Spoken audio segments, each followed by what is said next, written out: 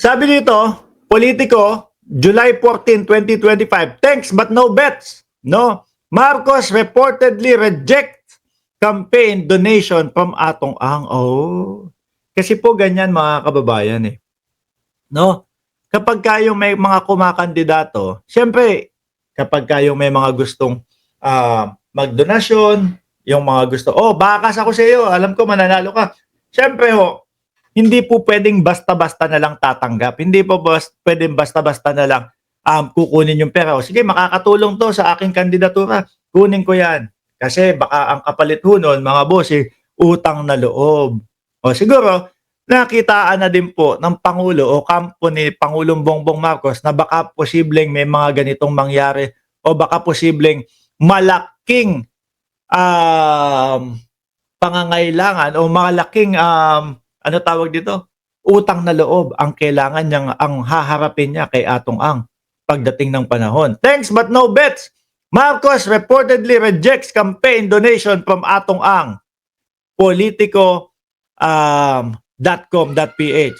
President Ferdinand Marcos Jr. allegedly turned down campaign donation from controversial billionaire gaming tycoon Charlie Atong Ang, and not once but twice Politico has limbed. Sabi ni Jorge, yan na nga ang nangyayari. Sabi ni Champi Tuti, oo nga.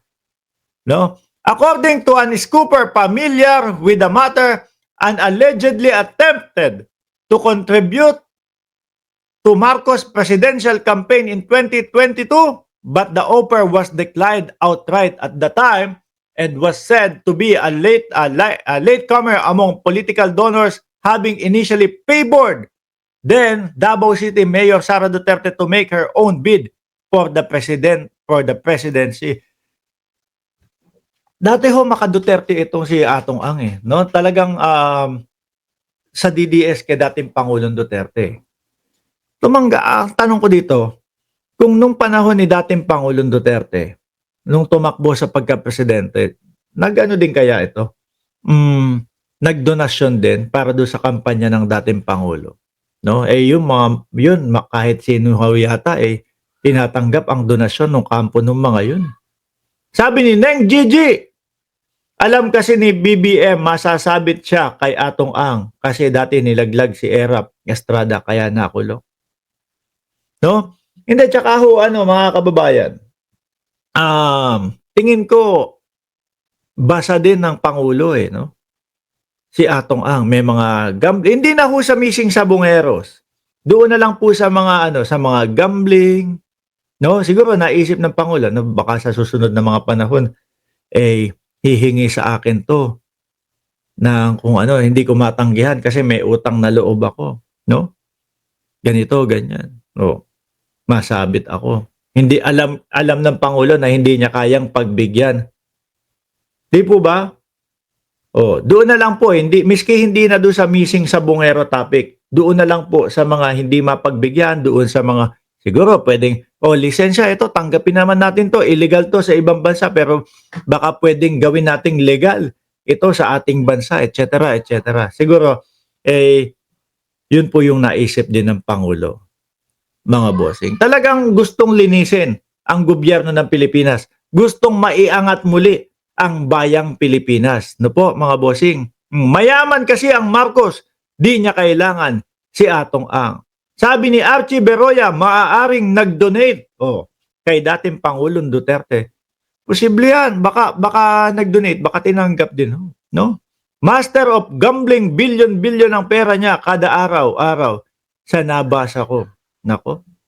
Hindi, tayo naman mga bossing, sabi ko nga sa inyo, dahil wala lang tayong nakikitang balita na sagot po nung kampo nila Atong Ang, kaya wala po tayong ma-vlog para sa kanila. Pero kapag meron na po silang sagot, meron na po silang ipapahayag, mga boss chief amo sir, agad-agad po nating ibablog yan. Agad-agad po natin bibigyan ng reaksyon yan para po naman patas sa kanila. No, hindi lang po tayo puro dondon, puro alias totoy, puro dun sa kaanak. Kailangan pa din po balansehin at lagi po nating sinasabi mga kababayan, maghihintay tayo ng tamang panahon, maghihintay tayo ng resulta sa korte, kung sakali man na magtuloy-tuloy na ito, saka lang tayo magsasalita o talagang napatunayan na mali si Atong Ang. Sa ngayon po, mga bossing, lahat po yan kailangan nating balansehin at bigyan ng oras sa kani-kanilang mga paliwanag. Anyway, dakuin muna natin itong mga sabungero, mga kababayan. Dakuin natin itong mga sabungero, mga bossing. O, tanggalin ko to. Alisin ko lang ho. Alisin ko na si Marcoleta. Ano ba to? Sinulat ko lahat kasi yung topic natin. Ang dami. Pang-anim na topic. Human bones. Sabi dito. Isang sako naman ang na-recover sa tabi. Ayan. Kung ang ilan sa mga na-recover na buto mula sa Taal Lake. Sunod nang aalamin kung ilan sa mga ito ang labi ng mga missing sabungero. Ayan. Sabi po doon sa balita, mga tao, may mga tao, magkahalo, buto ng tao at buto ng hayop, mga kababayan. Aalamin na kung ilan doon o kung meron man doon missing sabungero. Mga bossing, ito ho kapag ka may isa man, isa lang, no, na tumugma sa DNA nung missing sabungero doon sa yon, mas lalo pong titindi ang paniwala ng mga kapwa natin Pilipino, lalo na po ng DOJ kay alias Totoy. Bigay na ng DNA sample sa ilang kaanak ng mga nawawala para maihambing sa DNA mula sa mga na-recover na buto. Nakatutok si Ian Cruz. Sabi ni Sir, sandali lang, putulin ko to bias sa akin to si Sir Jorge Edralin. Ang sisipag ng admin mo, biro mo, siyam na topic. Aba, ako sir, hindi masipag. Biruin mo, ako nag-ano nito. Ako nagdi-discuss ng siyam na topic. Hindi. Magaling ho talaga yung mga admin natin. Ilan ba sila? 1, 2, 3, 4. Pang-5 ako. Ay, nako. Pero ako pinakamasipag dito. Ano po, bukod kay Jordan G. Hindi, masisipag ho yan, sir. Salamat po, no? O yan. Huwag nyo nang paulit-ulitin na masipag sila. Baka humingi ng mga ration, baka humingi ng ano. Oy, Boss Mark, dagdag sweldo. Mula noong Webes, 5 sako ng mga buto ang natagpuan ng mga tauhan ng Philippine Coast Guard sa kanilang paghahanap sa mga labi ng nawawalang sabungero matapos suriin ng PNP sa Camp Crame. Lumabas na meron itong kahalong buto ng tao. Yan na. Sabi ni Ginger Cat, sabi ng mga bobong DDS, tanim buto daw. Hindi kasi gusto nilang i-discredit si General Torre. Gusto nila bumagsak si General Torre. Ayaw nila yung mga ganyang totoong pagsisiyasat. No? Gusto nilang mapabagsak din si Boying Remulla. Ayaw nila yung mga totoong pagsisiyasat na ganyan. Ayaw nila na mababangga yung mga malalaking tao. Nakuha ay sa tao talaga or May mga na-recover na mga animal remains, may human. 4 na sako ang nakuha ng mga technical divers sa ilalim ng Taal Lake kung saan sinabi ng whistleblower na si Julie Patidongan itinapon ang mga nawawalang sabungero. Biruin mo yan, di ba? At ako ho, kay Patidongan, mga bossing, natatapangan din ho ako Bakit to? Syempre, unang-una, Atong Ang, yung kanyang kinakalaban. Pangalawa ho, matapang niyang binigyan ng lugar at mismong specific kung saan doon sa Taal Lake, no? Hahagilapin yung mga missing na mga buto. Syempre ho, kapag kayan, nagkamali siya, mga bossing ng lugar, pag walang nakita na mga buto ng mga tao, buto ng mga sabungero o kung labi ng mga sabungero, diyan sa lugar na yan, ibig sabihin, mga bossing, malamang sa alamang na hindi totoo yung kanyang sinasabi. Pero, biruin mo, doon mismo sa Taal Lake, itinapon yung mga labi. Nilagyan ng mga pabigat para hindi lumutang. Isang sako naman ang na-recover sa tabi ng lawa, lugar na sabi ni Patidongan, dinadala ang mga biktima bago itapon sa tubig. Halo-halo, no? Kasi alam niyo naman na may farm yan dyan. sabi ni Ginger Cat, mayroong nagtugma na o nagtugma sa DNA, boss, isa sa kaanak. Ay, totoo? Breaking news ba yan? Ngayon lang yan o talagang meron na? Kasi sabi ko nga ho, mga kababayan, kung meron mang isang tumugma, no, kahit kakapirasong buto, tumugma na yun ay sa missing sa bungero, mas lalakas po ang paniniwala kay Don Don, mga bossing ko, o kay alias Totoy. Nagmariwa na sila sa illegal, mana sila sa ibang bansa. Sa lugar na yan eh. Ang Taal ay farming yan. So, andyan na lahat na makikita natin. At mix-mix na ang ating mga tinitingnan ngayon na mga... Kaya kasama sa ating processing dyan, ang mag-differentiate kung ito ba ay animal origin or human origin. 34 na sabongerong nawala sa iba't ibang lugar sa Luzon mula April 2021 hanggang January 2022. Pero ang sinasabi ni Patidongan, maaari raw umabot ang bilang sa mahigit 100. Nagsasagawa na ang PNP ng cross-matching ng DNA samples ng mga kaanak ng missing sabongeros. I was informed na 12 po doon sa mga kaanak po na mga missing sabongero po ay nakuhanan na po ng DNA profile. So we are just waiting for the official result to be issued by the forensic group kung may magmamatch po dito sa mga possible human remains na nakuha po natin. Ayan. Pero hanggang ngayon ho, mga kababayan, parang wala pa din ako naririnig na sagot doon sa kampo ni Atong Ang. Meron na po ba? Ilang araw na? Hindi, kahit po nasa Amerika tayo, mga bossing, no? Nakasubaybay pa din po ako doon sa sa mga vlog, sa mga balita, sa mga tatalakayan. Nakasubaybay pa din po ako. Wala po akong nakikita o naririnig na sagot po nung kampo ni Atong Ang. Hanggang ngayon po.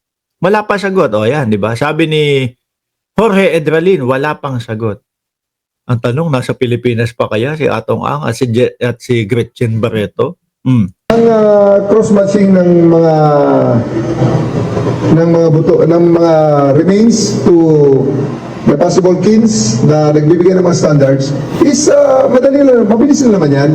Pero hindi natin mabigyan talaga ng oras dahil hindi nga natin alam ang mga complications na mag-arise kasi this is a technical process, very technical examination.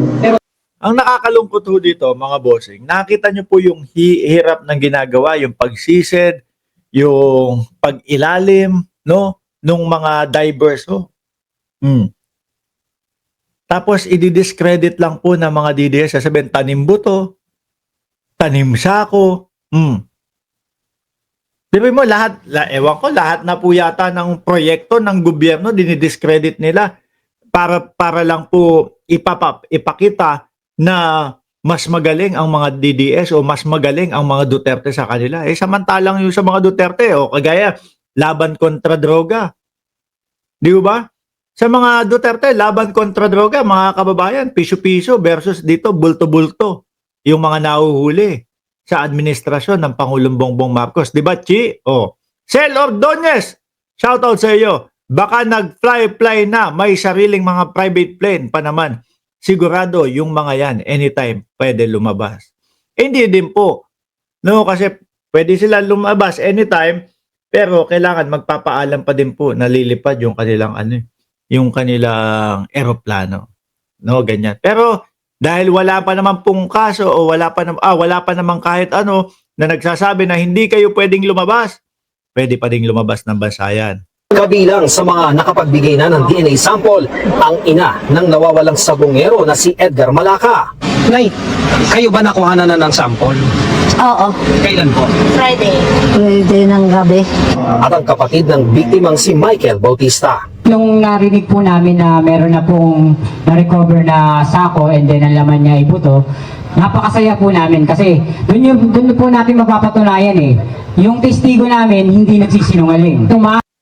At saka ibig sabihin niya, mga kababayan, papaliwanag ko lang, baka sabihin, namatayan na nga kayo, napakasaya nyo pa. Kumbaga sila, tanggap na nila na wala yung mahal nila sa buhay, na wala yung kaanak nila. Pero nagiging masaya na lang po sila kasi at least, ay alam niyo naman po sa kumbaga hindi lang sa Pilipino, sa buong mundo na gusto pa din natin maiuwi, mailagay sa maayos na huling hantungan o sa maayos na pagsisidlan o paglalagyan yung mga labi ng ating mga kaanak. Yun po, no? Yun po mga kababayan ang ikinagagalak po nila. Hindi sila galak dahil nawalan sila ng mahal sa buhay. Ang kinagagalak po nila, makukuha yung hustisya at the same time, mailalagay sa magandang hantungan yung mga mahal nila sa buhay. Tuloy! Asa pa rin po kami na marami pang makita at the same time, meron po mag-positive pagdating po sa mga DNA para matuldukan na po yung kaso na to. Kapag may DNA na nag-match sa mga na-recover na buto. Major breakthrough po yan because this will prove our earlier assumptions na talagang pinatay na talaga itong, at least we're talking about the 34 missing sabongeros Dami, ano? Grabe.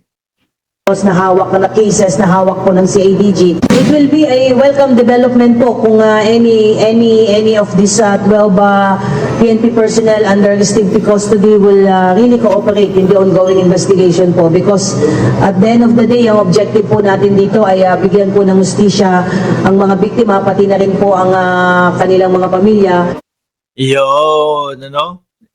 Ako naman ho, mga kababayan, naniniwala ako na karamihan po doon sa mga kamag-anak nung biktima, di umano, natanggap na din po nila yan. Hustisya na lang po din talaga ang hinahabol. Sabi ni Ma'am Sel Ordanes, sana may makuhang positive result at mabigyan ng hustisya para rest in peace na talaga